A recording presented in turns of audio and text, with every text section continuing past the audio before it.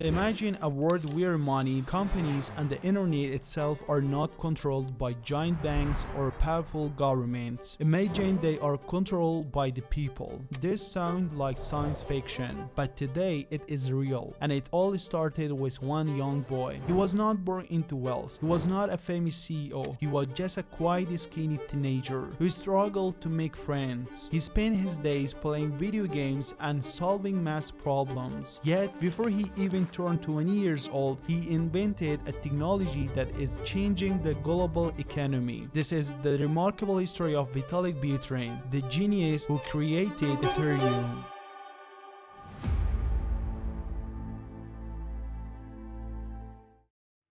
Vitalik was born in Kolomane, a mid-sized city in Russia, on January 31, 1994. His parents, Dmitry and Natalia, were computer science students. During his first months, Vitalik lived in a tiny university dorm room, where his parents took turns watching him while they studied. The world outside that room was falling apart. Russia was going through a terrible economic crisis. Inflation was skyrocketing, and half the country lived in poverty. Vitalik's grandparents lost all their life savings almost overnight. Seeking a better and safer life, his parents left everything behind and moved to Canada. Growing up in Toronto, Vitalik was very different from other children. By the time he was 4 years old, his favorite toy was not a car or a ball. It was a computer. He would spend entire afternoons typing numbers and testing complex formulas on Microsoft Excel. When he was just 7 years old, he wrote a document called the Encyclopedia of Business, but it was not a normal children's story. It was a 40-page technical paper filled with complex math, chemical elements, and charts. His genius was undeniable. He was placed in a gifted program at school and worked with a private math tutor. But despite his brilliant mind, life was difficult. Vitalik was incredibly shy. He found it hard to connect with other kids. When the bell rang for recess, he stayed behind while the others went out to play. Instead of going to parties, he spent hours lost in the fantasy world of a video game called World of Warcraft. In the year 2011, when Vitalik was in the high school, his father introduced him to a strange new concept. It was called Bitcoin. At first, Vitalik was not impressed. He told his dad, "This does not have any real world backing. How can it have any value?" But a month later, he saw the word Bitcoin again on the internet. This time he looked closer. He read the technical documents. He searched through online forums. Suddenly a fire ignited in his mind. He realized this technology allowed people to build a whole new economy, an economy from free to control of traditional banks and corrupt governments. He became totally obsessed. Vitalik wanted to own Bitcoin, but he had no money to buy it, so he decided to earn it. He found a blog called Bitcoin Weekly and offered to run articles for them. He was paid just 5 Bitcoin per article. At the time, that was only about $4. His writing was so clear and brilliant that the crypto community quickly paid attention. Across the world, in Romania, a young man named Mihai Alisa read Vitalik's work. Mihai was a former online poker player looking to build a business. He emailed Vitalik and asked if he wanted to start a brand new publication together. Vitalik agreed immediately. Together they founded Bitcoin magazine. They had no money and no publishing experience. Mihai even had to pawn his mother's gold necklace just to afford a plane ticket to help print the first issues. But their hard work paid off.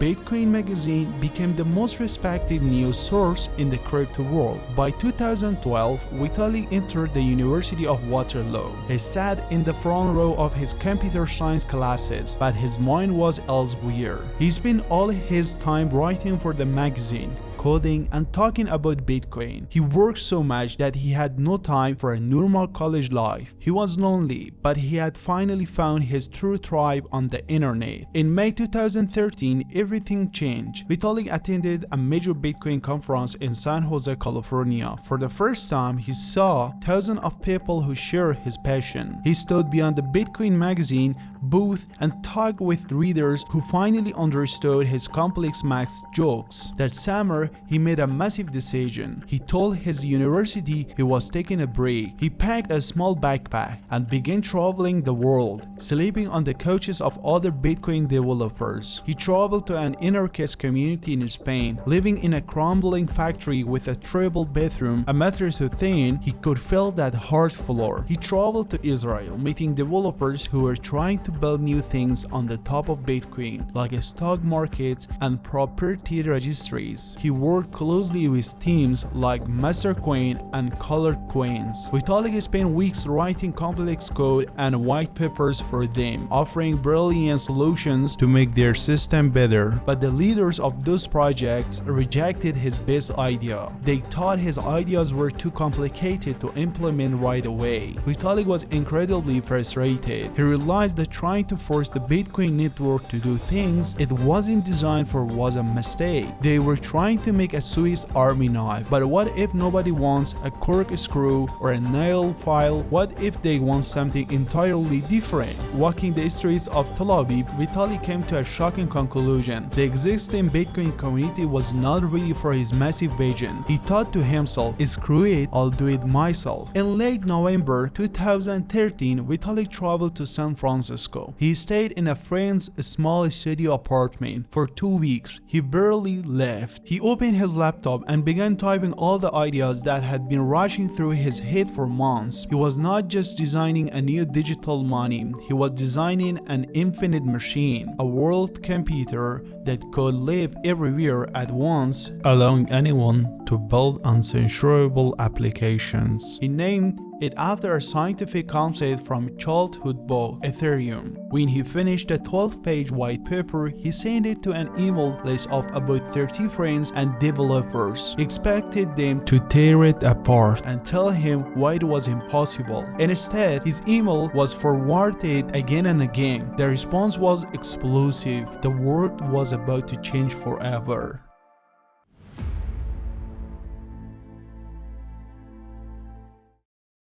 When 19-year-old Vitalik Buterin hit send on his 12-page white paper, he expected criticism. He started a revolution. Within days, his inbox was flooded. People from all over the world read his idea for an infinite machine and dropped everything to join him. In Toronto, a wealthy entrepreneur named Anthony Deloria read the paper and knew it was history in the making. He sent it to Charles Hoskinson, a brilliant mathematician. When Charles read it, he immediately said, "This thing definitely has legs." Across the ocean in London, a veteran programmer named Gavin Wood read the paper. He was highly skeptical but offered to help write the complex computer code. A team of strangers, misfits, and geniuses was forming on the internet, but to build a world-changing technology, they needed to meet face-to-face. In January 2014, Anthony Deloria rented a massive, luxurious 8-bedroom mansion in Miami, Florida. It had a pool table, a bar, and a canoe ride in the backyard where wild dolphins would swim. One by one, the founding team arrived. Most of them had never met in real life. Some were wealthy businessmen, others were broke hackers who had been sleeping in the abandoned buildings. The mansion quickly turned into a chaotic laboratory. Pizza boxes piled up on the tables. Beer flowed late into the night. People slept on the couches and floors while debating the future of money and power. But Gavin Wood did not care about the parties. When Gavin arrived, he sat at the head of the kitchen table and stared at his laptop. He made a bid with Charles Hoskinson for a nice bottle of wine. Gavin claimed he could code a working prototype of Ethereum before the Miami Bitcoin conference ended. For days, Gavin barely moved. People brought him food and drinks while he typed furiously day and night. By Friday, a small crowd gathered behind him. Gavin placed his laptop next to another computer, on the kitchen table. He hit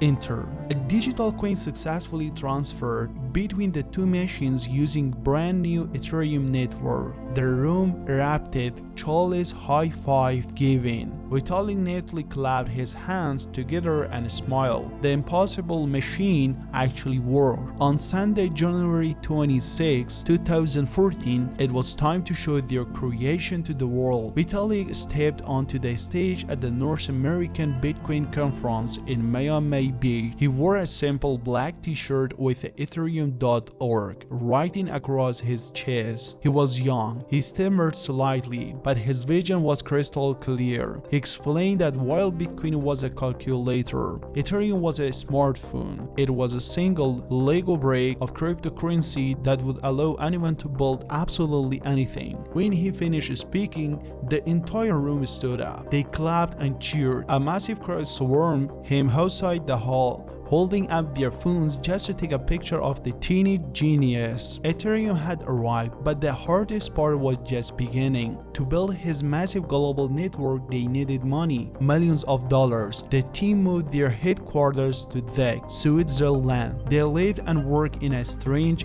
geometric house that they called the spaceship. But inside the spaceship, a toxic civil war was brewing. The founders were deeply divided over one massive question: what kind of organization should Ethereum be? Charles Hoskinson, the CEO, wanted Ethereum to be a traditional for-profit corporation. He wanted to accept money from Silicon Valley venture capitalists. He believed Ethereum could become the world's first trillion-dollar company, but the hackers and idealists in the house were furious. They did not want to create another Google or Facebook. They wanted Ethereum to be a non-profit foundation, a public good that belonged to the world, not to billionaires. Paranoia spread through the house. Programmers worked 18-hour days with no pay, sleeping on cheap mattresses on the floor. Trust completely broke down. Secret meetings were held in the middle of the night. The tension was a ticking time bomb, and on June 7, 2014, it finally exploded. They called it the Red Wedding. The founders gathered around a long table in the Swiss house. The air was heavy. Vitalik looked at his team and said, "There is clearly some tension. Why don't we go around the table and air our grievances?" For hours,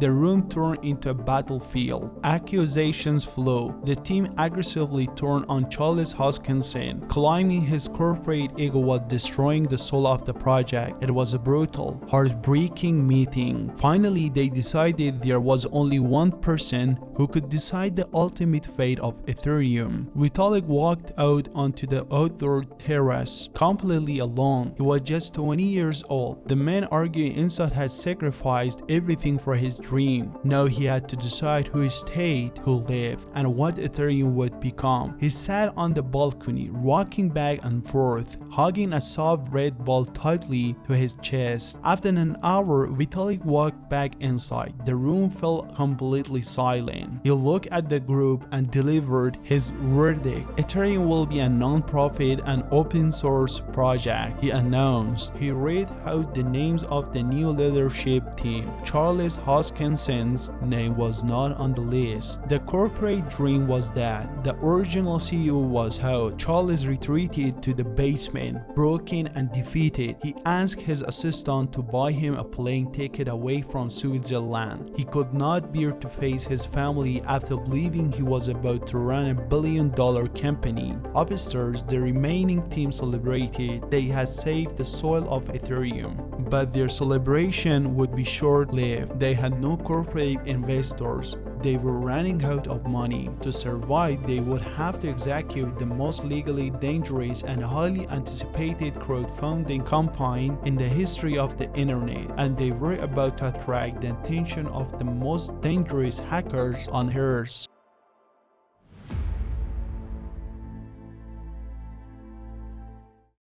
The corporate dream was dead, but the world computer still needed fuel. With no venture capital backing, the remaining founders had to execute a high-stake gamble. On July 22, 2014, they launched the Ethereum Genesis sale. They were selling a digital coin called Ether, but they told the public, "You are not buying a stock. This is not an investment. You are buying digital fuel to run software." It was a massive legal minefield. White Shoe lawyers in New York warned them that the government must shut the whole thing down. The internet screamed that it was a giant scam, but when the sale went live, the response was a shock wave. In just the first 12 hours, people bought over $2 billion worth of Ether. By the end of the 42-day sale, everyday people from all corners of the globe had sent over $18 million worth of Bitcoin into the Ethereum wallet. It became one of the biggest crowd-funded projects in human history. The team finally had the money to build the infinite machine. On July 13, 2015, the countdown began. In a crowded, messy office in Berlin, Germany, a group of young programmers huddled around a television screen. The screen traced the blocks of the Ethereum network. Every few seconds, the numbers ticked up. Across the world, other developers and miners were syncing their machines. When the clock hit 4:26 p.m., meme of Ron Paul popped up on the monitor, surrounded by laser beams screaming three words in block letters: "It's happening." Ethereum had officially launched. The world computer was alive. Within months, the price of Ether jumped from 30 cents to over $10. An army of passionate hackers gathered to build a new internet. They create digital wallets, identity systems, and unstoppable applications, but their absolute faith in the magic of code was about to lead them straight into a slaughterhouse. In April 2016, a German theoretical physicist named Catastrophe released a revolutionary piece of open source code. It was called the DAO, a decentralized autonomous organization. It was designed to be a completely leaderless venture fund. There were no CEOs, no lawyers, and no traditional banks. Investors would put their Ether into a single smart contract and use digital tokens to vote on which projects to fund. The rules were set entirely in stone by the computer program. The community went absolutely wild for it. By May 2018, everyday people had poured 12 billion Ether into this single, untested contract. That was $150 billion, roughly 14% of all the Ether in existence. It was the ultimate triumph of crypto anarchy. The code was the law, and the code was invincible, or so they thought. On June 17, 2016, Vitalik Buterin woke up in Shanghai, China. He opened his laptop and saw a message that made his blood run cold. The DAO is being drained. A brilliant anonymous hacker had found a tiny loophole in the code, a recursive glitch deep in the software lines. The loophole acted like a faulty ATM machine. It allowed the hacker to ask the smart contract for a withdrawal over and over again, draining millions of dollars before the computer could update the balance account. Vitalik watched the screen in the absolute horror. Every single second, 100 Ether was vanishing out into the dark void. Panic gripped the entire global crypto community. The price of Ether crashed by more than 30% in a single day. Emergency chat rooms lit up with screaming arguments. If the hacker stole all the money, it would destroy the economic stability of Ethereum and end Vitalik's dream forever. The hackers had a 27-day buffer period before the thief could actually withdraw the cash from the network. In Brazil, an Ethereum developer named Alex Van de Senda stepped up. He gathered a secret group of elite coders on Skype. They called themselves the Robin Hood Group. Their mission was simple, dangerous, and legally terrifying. They were going to use the hackers' own weapon against them. They were going to rob the bank themselves to rescue the remaining money. Sitting in their bedrooms, fueled by junk food and pure adrenaline, the White Hat Group launched a massive counter-attack. It felt like a high-speed car chase on the blockchain. They fought back and forth against copycat thieves and system errors. Their computers programs drained $30,000 every few seconds. Finally, after hours of grueling technical psychological warfare, they drained the very last cent, successfully securing 70% of the endangered funds in a safe vault. They had beaten the clock, but the ultimate crisis was still unresolved. The stolen millions were sitting in limbo. To truly return the money to the people, Vitalik and the developers had to propose something drastic, an outright rewrite of the Ethereum blockchain history to completely erase the hack and return the money. The community exploded a vicious ideological civil war. Hardcore purists screamed that changing the blockchain was a betrayal of the soul of crypto. Code is law. They argued, if you bail out people when they lose money, you are no better than the corrupt central banks of 2008. But the others argued that code must serve humanity, not enslave it. On July 20, 2006, at the block number 1,920,000, the network hit the choice. Most of the global community followed Vitalik and chose to execute the fork. The money was safely returned to victims. Vitalik breathed a sigh of relief. The crisis was over, but it wasn't. Minutes later, a shocking ghost appeared. The old, unedited blockchain refused to die. It muted into a parallel universe called Ethereum Classic, where the thief still keeps his multi-billion-dollar bounty. The illusion of a perfect, unified utopia was shattered forever.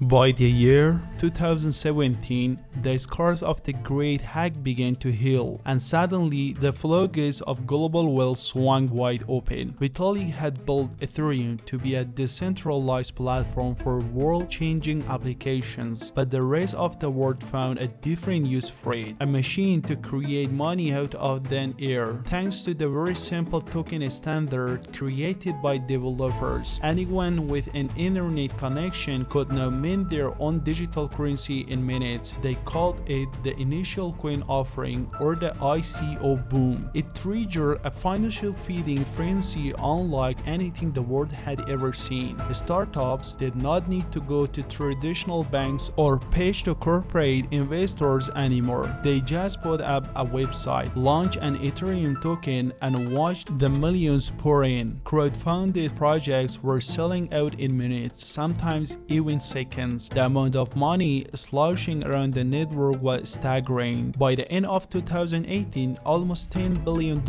had poured into these token sales. The price of Ether went absolutely parabolic. At the start of 2017, a single Ether token was worth just around $10.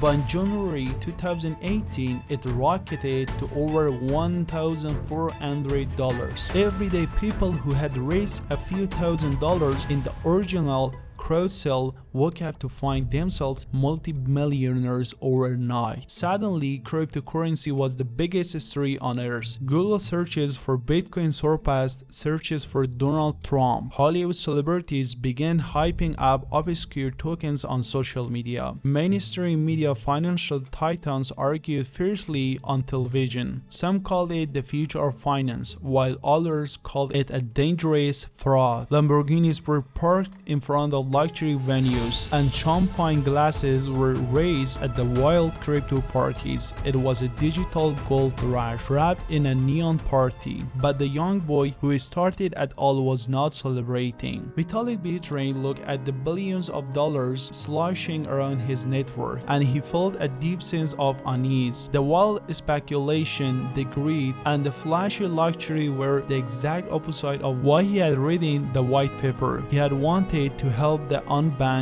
product citizens from hyperinflation and build a more fair, open internet. Instead, his invention was being used as a giant casino. In December 2017, at the absolute peak of market frenzy, Vitalik sent a piercing message out to the world on Twitter. He asked, the total cryptocurrency market cap just hit $500 billion today, but have we earned it? He pushed further. How many unbanked people have we actually bank. How many everyday people have been productive from hyperinflation? He openly questioned whether the real world value they had delivered was enough to justify the insane amount of digital paper wealth. He was warning his own community that if they own cheese riches, the entire experiment would fail. The bubble popped, the market crashed hard, and the fear-weather speculators quickly cashed out and ran away. But for the true believers, the quiet after a storm was a gift. It was time to put away the flashy toys and get back to the grueling work of building the actual world computer. For years, the greatest technical challenge facing Ethereum was its energy consumption. Like Bitcoin, it relied on thousands of power computers burning massive, country-sized volumes of electricity just to secure the network. Vitalik considered this environmental toll to be a terrible tragedy. He had been dreaming of a solution since before the network even launched and transitioned to be a mechanism called proof of stake. In this new design, the network would no longer rely on massive computer hardware burning electricity, and instead, security would come from users looking at their own tokens as an economic skin in the game. If anyone tried to cheat or corrupt the system, the protocol would automatically destroy their staked wealth. It was an engineering feat as complex as replacing the engine of the commercial